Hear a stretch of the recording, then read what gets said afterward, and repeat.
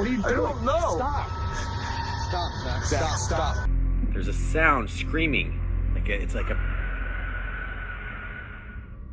There was a place where some of the most powerful men in the world gather every year, hidden behind walls of silence that make people wonder what's really happening inside.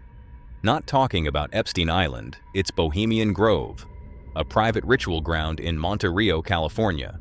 Its secrecy alone is enough to spark questions, but what follows pushes it into something darker. Because people don't just talk about meetings here, they talk about things that sound terrifying, like exploitation, rituals, or acts carried out in the name of something called the Great Owl of Bohemia. Some believe it's nothing more than a mask for something far older and far more disturbing. You can call these claims theories, but everything shifted the moment Alex Jones decided to go inside.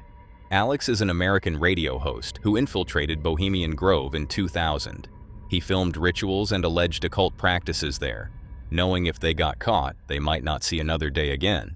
As we sat there in the darkness, not knowing what we were about to see in the gathering crowd, suddenly, across the small lake, we saw a carriage with men in black and brown cloaks, robes in front and in back, bearing a bound body. Remember, it was a hidden camera and at somewhat of an angle.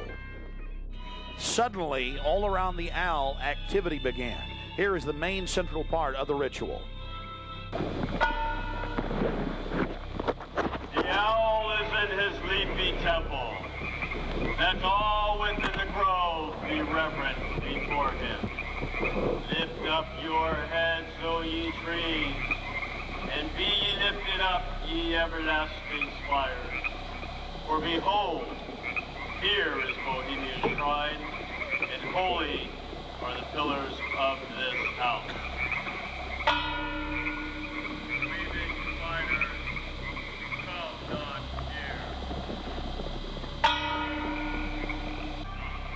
Bohemians and priests, the desperate call of heavy hearts is answered.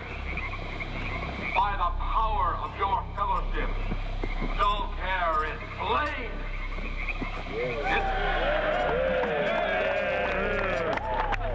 His body has been brought yonder from the funeral pyre to the joyous pipings of a funeral march. Begone, dull care. Fire shall have its will of thee. Begone, dull care, and all the winds make merry with thy dust. Hail, fellowship's eternal flame. Once again, midsummer sets us free.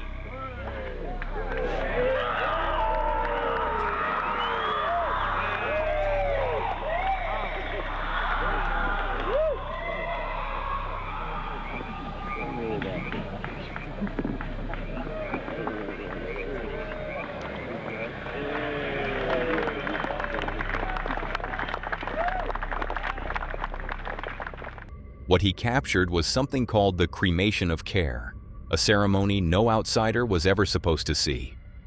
As he sat there in the dark, unsure of what was about to unfold, the entire crowd suddenly went silent, like everyone was holding their breath at the exact same moment. Then, across the water, something started moving. A carriage slowly came out of the shadows. Some men in black and brown cloaks walked beside it in a strange, careful way. As they got closer, it became clear they were not just walking. They were carrying something between them. The footage is shaky, the angle is off, but that doesn't make it less disturbing. Because right after that, everything around the massive owl structure comes alive, movement everywhere, as if this is the moment everything has been building toward. And then comes the most unthinkable. Jones claimed what he saw wasn't just an object, it looked like a wrapped infant. But the grainy footage couldn't confirm it clearly. For that reason, many people were in denial. But some who watched it later insisted they could hear something else in the background, which didn't sound like a ritual but shrill screams. I don't know which claim is right here, but wherever it is, it's inhuman and beyond horrible. What do you think? Feeling uneasy already? Then get ready for what comes next. This is one of the most disturbing locations in America, a place so dark with real human tragedy that even seasoned paranormal investigators regret stepping in here. Deep in the Texas forest stands a bridge that locals refuse to cross after dark. It's infamous as Goatman's Bridge. And the story behind that name isn't just folklore. It started with a murder. Oscar Washburn was a black goat farmer who built a life in that community, good enough at his trade that he hung a sign on that bridge calling himself the Goatman. But when the Ku Klux Klan saw that sign, they dragged him out in the night, put a noose around his neck, and threw him over the railing.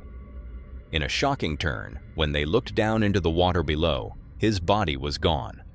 And that's where the haunting begins, because whatever came back from that water wasn't Oscar Washburn anymore. Even today, whoever crosses that bridge at night sees something that walks on two legs but doesn't move like a man. Others have felt a rope tighten around their throat without a single person near them. So, a crew arrived to investigate, but that decision would soon turn out to be the worst they ever made. You alright? What happened? Dude, I just got something just came at me. Oh, I'm coming. Where are you at? What was that? Leg. Oh, something hit me, man. No. Whoa, dude. I'm sorry. Something hit me, bro. See, look, this is where I was. Right here.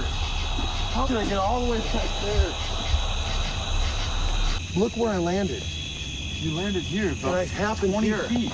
Did you feel something like Hit throw me. you back? I got hit, and next thing you know, But you look at I know. look at your IR light is right here. You understand that? okay, then this is where I was. Your camera's a good 20 feet back there. That's where you landed, bro. This is where you were. Honestly, it felt like this black mass just hit me, and I was just like, whoa! And then next thing you know, I'm all the way back there. Dude, I'm not gonna black out. I'm just getting all this like oxygen in me. Like something's strangling me. I swear to God, I just saw in my brain or there. It wasn't. That's what I saw behind. It was like a really tall figure, right? Dude, it's hard for me to breathe. Bro, I'm losing all my energy, man. I had all that energy, and now I'm losing it. I'm gonna black out, bro. Oh God, What are you doing? doing? I don't know. Stop. Stop, Zach. Stop. Let go of yourself. Let go of your hand. Let go of your neck. Stop. Zach, let go. Zach, let go of your neck. Stop it. Zach. Zach, stop, bro. Bro, stop. Go over there. Zach, let go of your neck. Bill, help me, Bill. Zach, let go of your neck. He's not letting go. Bro, stop. Hey, Zach, stop. Jay. Zach, it's Jay. Stop, bro. Zach.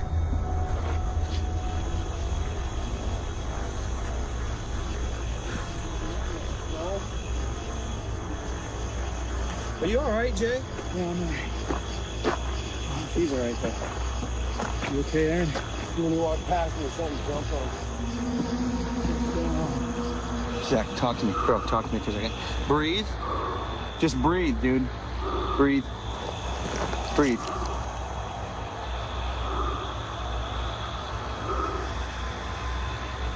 You were gouging your own throat. I just passed out in my vest, and I woke up, and Zach was walking towards me, and out. And then It transferred to him. It transferred to him and started affecting him.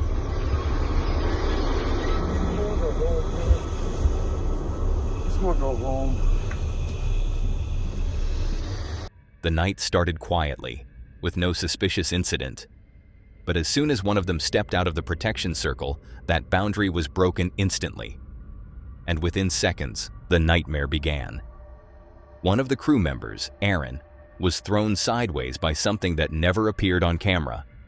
And before anyone could process what just happened, another member, Zach, felt the grip of something invisible closing around his throat, choking him badly. Could it be the paranormal force repeating how Oscar Washburn died on that bridge over 100 years ago? If not, how would you explain this? And it gets even more disturbing when the terror itself visits you at home. A man named Emifko was sitting alone in his home in Mexico, passing time on one of those random video chat apps where strangers connect for a few minutes and move on. After a bit of scrolling, he finally landed on someone who didn't skip, and just like that, a normal conversation began to flow. The stranger seemed easy to talk to, even curious, especially about computers. So Emifko turned his camera and showed off his setup without thinking twice. For a while, everything felt routine, almost forgettable, until something behind the stranger began to change. It was so subtle you could miss it in a blink. But the moment Emifko noticed it, he realized something in the stranger's room was deeply disturbing. Hey, ¡Hey! ¿Qué tal? ¿qué tal? ¿Cómo estamos? Todo muy bien. ¿Y usted qué tal? Todo bien, aquí andamos. ¿Qué hace por aquí? Charlando. Pues nada, un ratito de distracción. Está muy bien. A ver qué. Está muy bien, está muy bien. Es más, yo frecuento mucho por aquí, luego de mi trabajo. Ya tengo, imagínese, mire, tengo todo apagado ya. Me gusta igualmente charlar con la gente. ¿De dónde es? De México. Wow. De ¿De qué parte de México? Ciudad de México. Ahora sí que el mero centro, la mera Ciudad de México. Ajá. Distrito Federal. Ciudad Ajá. de México. Y esa es, calculo que debe ser su casa. Sí, bueno, ahorita nos cambiamos aquí. Ahora sí que estamos viviendo con mis papás, pero me cambié igual, nos cambiamos a otra casita. Le digo, pues ya sabes, a veces con la renta y todo, pues no se puede. Pero me cambié aquí, nos cambiamos ya. Andamos aquí renovando. Está muy un bien, ratito. está muy bien. Pues es complicado pagar debe ser complicado pagar el alquiler, calculo, ¿no? Sí, en el mero centro de México está canijo, Me imagino que sí. Y ellos ahora en este preciso momento presencian en tu casa, por lo que veo. No, ellos salieron. Ahorita mi papá está trabajando y mi mamá está con una de sus sobrinas. Ahorita estoy solo, por eso dije, me voy a distraer un ratito aquí solo. ¿Y usted por casualidad tiene algún problema eléctrico o algo por el estilo? No. ¿Cómo que no? Sí. No, bueno, que yo sepa, no. No todo. No. Pero no acaba de fijarse que no sé qué hay detrás de la puerta, pero detrás de la puerta se acaba de prender una luz. Y eso no es normal. No, pero estoy solo, pero... La puerta se abrió, se entreabrió. Y no solamente que se entreabrió, sino que, bueno, tampoco para tanto. Me dijo que estaba solo.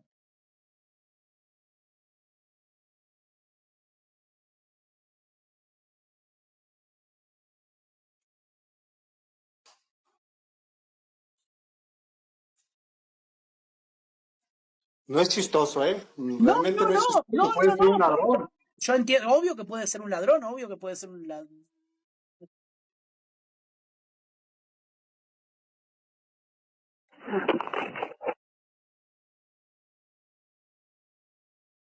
Emifko was mid-conversation when something appeared behind the stranger quietly. A door silently opened on its own, as if someone had just slipped in. Emifko noticed it instantly, but held back, trying to convince himself it meant nothing. Then a light snapped on by itself, and that small doubt turned into a cold, heavy fear. He pointed to the man to see if anyone else was home. That's when the man stood up to check, walking into the same space where something had clearly moved. Yet he found nothing. No sound, no sign, nothing that explained what just happened. For a moment, it felt like it might pass, like maybe it was all just a glitch or bad timing. But the moment he sat back down, everything changed. In a different doorway, a dark figure appeared, completely still, not moving, not hiding, just standing and watching the man. The man hadn't noticed it yet, but Emifko had. And the man also saw it. The call cut to black, without any warning. Emifko never heard from that man again. So, it remained a mystery what really happened to him that night. But whatever was standing in that doorway wasn't up to any good. Was it an intruder or something paranormal? Because humans sometimes can be far... You better skip the next case. A particular society of few men in a university has quietly shaped American politics for generations, and most people have no idea it even exists. It's known as Skull and Bone Society, It was born inside Yale University, but its reach goes far beyond those walls, because its whole purpose was to take certain people and install them into positions of real power. And it's worked. Senators, presidents, CIA directors, the fingerprints of this society are all over the highest levels of government. But what's happening inside that organization is much more nerve-wracking than you can ever imagine. So that's where they have the ceremonies in the outdoor part of it. Part of it was indoor. So we only got to see the outdoor part. Right. We only got to, and to listen to the outdoor part. God only knows what went on indoors. And what did you hear? What was it you know? You managed to get this unique it was access to it. disgusting. It was gross. I mean, they were pretending to murder people. What was the tone of it, though? Was it jokey or was it quite... No, it wasn't jokey at all. It was sick. It's about the only way I can describe it. It was sick.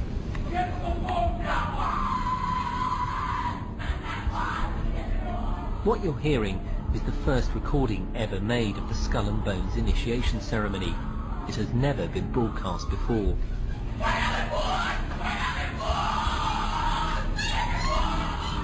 15 new members of the club are being introduced into the macabre rituals of Skull and Bones by the senior students who are about to graduate. The club has what some might see as a strange fascination with death, skulls and bones. There's the chants too, difficult to hear first of all, but including the devil equals death, and death equals death. This deeply unnerving footage was secretly filmed by a journalist, Ron Rosenbaum. What he captured was just a horrifying moment from one of their rituals. It shows 15 new recruits being led through ceremonies by senior members who've already been through it themselves. To become a member of this society, you don't just fill out an application. You go through a bizarre ritual surrounded by artifacts of death, such as skulls, bones, symbols which are associated with something far darker than a college club. And the centerpiece of that ritual was a staged human sacrifice. At least, that's what they want you to believe it is. Because some people who've looked closely at this aren't so sure if it was staged. And if you step back and look at all of it, the imagery, the symbolism, the way this group presents itself, there's one thread running through everything, and that's death. But why? Talented students who study in Yale University have bright future.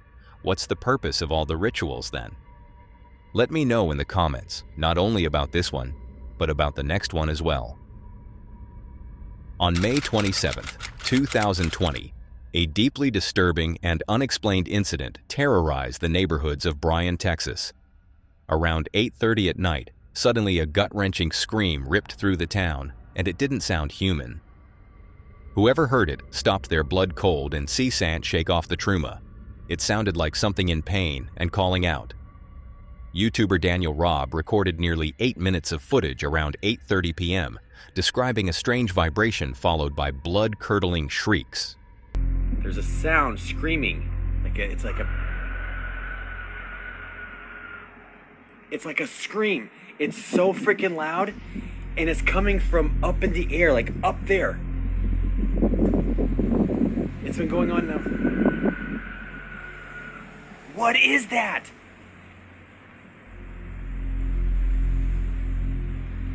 I swear I saw like this thing when the lightning was flashing a second ago. What the fuck? That is so loud and so like eerie. It's like a banshee, blood-curdling scream. Ooh. There it is again.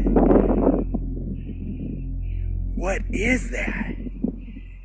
Daniel says it started right in the middle of a violent thunderstorm, the kind that already makes your skin crawl. Those shrill sounds cut through it and refused to stop for nearly an hour. They came in intervals, almost controlled, carrying this strange mix of deep vibrations and sharp streaking tones that didn't belong in any storm. What unsettled him most was how the sound behaved. It felt distant, like it was miles away. But at the same time, it hit with a force that made it feel right above his head. Officials gave a clean answer, said it was just a pressure release valve. But that explanation didn't sit right with the people who actually stood there and listened. Because another resident, Rusty Eppolita, who managed to capture it from much closer, made the incident even more unsettling. When you listen closely, the sound doesn't just echo, it changes.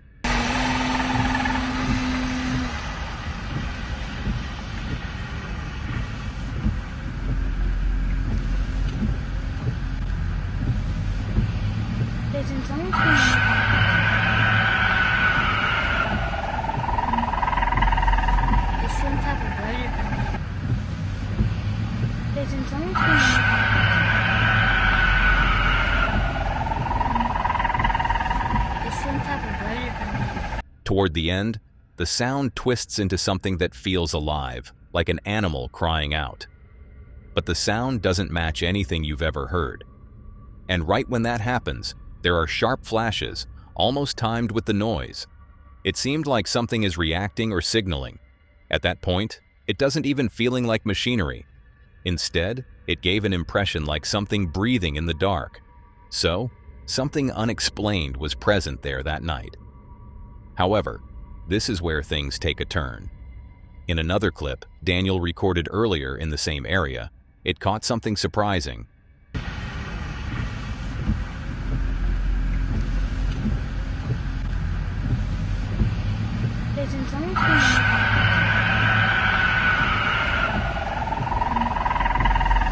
A military aircraft was moving to some unidentified object, and it was the same direction where those screams would later come from. For a moment, Daniel thought it could just be a theory. But then, he caught this at one moment during that night scream. It's coming from up there. See that thing in the sky? Flashes?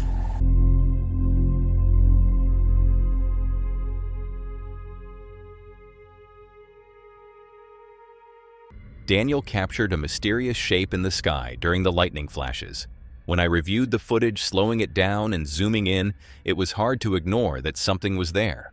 But what was that? Something experimental from the military, or something extraterrestrial, or something we are not supposed to know? In fact, the next event only deepens that suspicion even further. On September 22, 2006, former astronaut Heide Marie Stephanician Piper walked into a routine press conference in Houston. But the moment she stood up for a speech, everything went wrong. She started talking about something no one expected, an encounter in space that didn't sound like any official story. Rather, it sounded like something confidential, something neither NASA or the government would allow her to say. And exactly when she was about to spill everything, she just stopped. Her body locked up mid-sentence, her words cut off, and seconds later, she collapsed in front of everyone. It seemed like someone paused her from a distance so she can't talk more. And when I finally got to go out the door, that was something different too. And I figured that would never happen without the preparation we had training the team. And so I'd like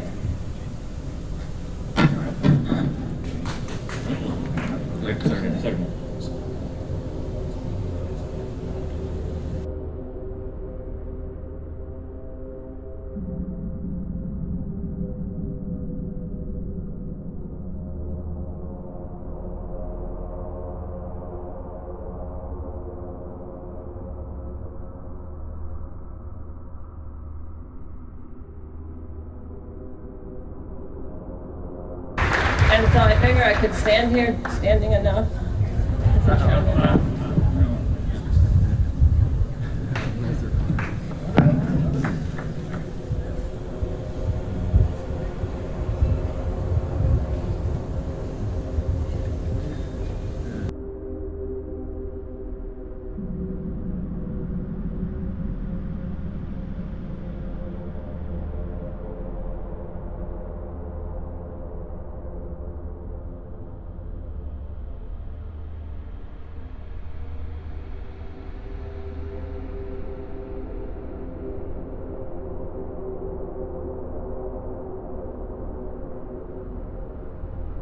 Just after this incident, officials said her body had simply forgotten how to deal with gravity after 12 days in space. As a result, her balance was gone, her muscles had weakened, and she fainted the moment she touched the ground. But sit with that explanation for a second. She spent decades living in Earth's gravity, and still she adapted to zero gravity in space, yet 12 days of weightlessness broke her the moment she landed. The story felt rehearsed, almost too clean and ready, like someone had prepared it before she even stepped off that craft. The suspicion deepens when you know, just 3 years later, she resigned from NASA. So, now you have to ask yourself, what exactly happened in that moment on the ground? And what did she know that made staying inside that building no longer an option? But secrets aren't hidden only in the sky. The next case looks into somewhere you can't even imagine. Hidden deep in Nevada's Monitor Valley, there's a boiling spring people call the Devil's Cauldron. The name itself feels like a warning you're not supposed to ignore. The water doesn't just bubble, it roars with heat so intense it looks alive. That raises a question nobody really wants to answer. What exactly gave this place such a sinister reputation? To uncover its mystery, a YouTube channel called TexRax decided to treat that place like a testing ground. Their whole thing is pushing gadgets to the edge, burning them, freezing them, destroying them just to see what survives. And eventually, they brought an iPhone straight to this cauldron. Okay guys, so check it out. We're gonna slowly but surely dip it straight in the water. The first attempt didn't reveal much, just another destroyed device, another experiment gone wrong, nothing unusual on the surface.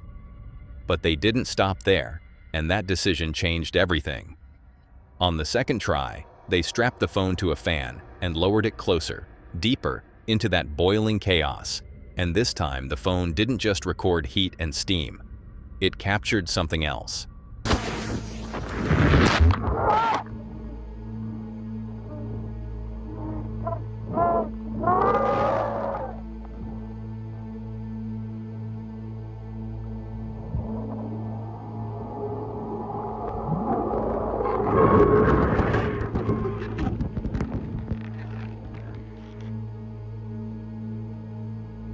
You can hear it in the footage, faint at first, then clearer. Something that sounds like distant screams cutting through the noise of the water. Not wind, not static, not anything you can easily brush off and move past. Even TexRax couldn't explain what they had recorded, and that's when things spiraled, because once something has no clear answer, people start filling in the gaps. Some viewers became convinced this wasn't just a hot spring anymore. They started calling it a gateway, a place that connects to something far darker. That idea sounds extreme, maybe even absurd, but the sound is still there, sitting in the footage, refusing to be ignored, refusing to make sense. So, now the question shifts from, what is this place, to what exactly was that sound? More importantly, why does it feel like something was trying to be heard? But this isn't the only bizarre thing we caught. An unsettling piece of footage surfaced back in September, something I've never seen before. It was posted on Facebook by Morgan Lyons, who claimed he had just walked into something he couldn't explain. Right in front of him stood a group of people, completely still. They're not zoned, but entirely frozen in time. And what makes it harder to ignore is this. Just minutes earlier, that same spot was empty. But suddenly, they're all there, stuck in time as if someone hit pause on real life.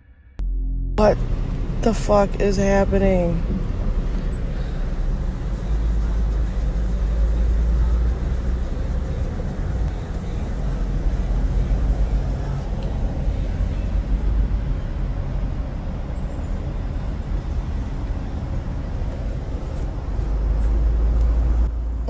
Gotta go. Get me out.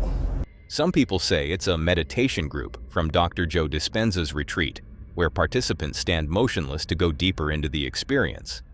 But that explanation doesn't sit right with everyone. Because if that's true, why are they standing in such awkward, almost uncomfortable positions? Why are they scattered so far apart instead of grouped? And more importantly, how does an entire group stay that still without a single natural movement giving it away? That's where the doubt starts creeping in. Because if this isn't meditation, then what are you actually looking at? An elaborate setup? A perfectly timed prank? Or something much harder to explain? like whether we are really living in a simulation, and this is what happens when glitches occur in it. And not only this one, what happened in the final footage also looks like a glitch, unless something far more darker. Sam J was just doing yearbook duty, nothing unusual. It was just another afternoon inside the school auditorium while seniors practiced walking the stage. But suddenly, something happened that no one in that room was ready for. At first, the principal brushed it off like it was nothing serious. He thought probably just wind pressure. So, he continued giving his speech. But in the middle of that, something else happened, and this time it was too direct to ignore. Programs and how we're trying to grow those, and also maybe a little bit about growing the sports programs as well. And then we'll talk about your individual achievements and how you guys have really taken leadership. Everybody to give us their science. There it goes again. Yeah. It's one of those where like we must have an open door somewhere else in the building, blowing that open. Anyway, so let's get started just the way that we're gonna go. So we'll go John Anderson, we'll do the thing, walk over, and then Cal Connors, thing, come over, then we have no, that's the right order. So Michael Thompson comes over, that right. Then we've got Emily Rodriguez. Same thing, and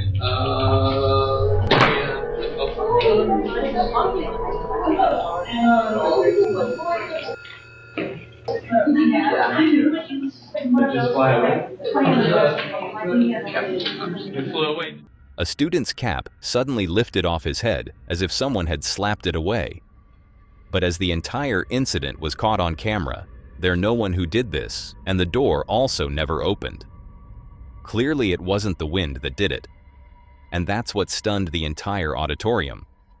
Even the principal, the same person who had just dismissed everything seconds ago, was now standing there confused and terrified. Still, they finished the rehearsal because what else do you even do in a situation like that? And an hour later, everyone walked out. But the next day, Sam J went back and recorded the exit door just to check whether it could open on its own. It turned out the door was not automatic at all, which made the matter far more darker. The way Cap was thrown from his head wasn't normal.